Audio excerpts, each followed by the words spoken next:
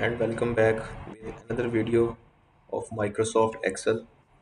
In this video, we will learn how to change date formats in Excel. So I have written date in this column. Uh, First of all, I will go to data,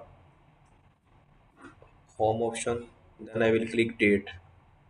Here you can see various formats of writing date in an Excel.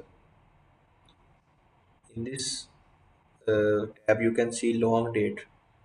When you will click long date, you can see a long date version of in Excel. But if you will check short date, you will come back to your previous date version.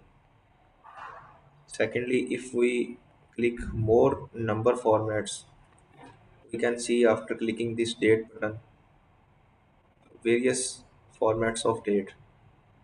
Like this one, you can see you will get only this format of date. After that, clicking more formats, then you will go to special, and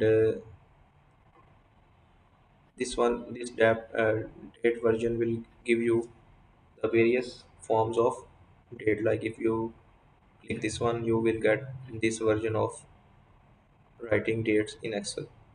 So these are the various methods of changing the date formats in Excel. Thank you very much.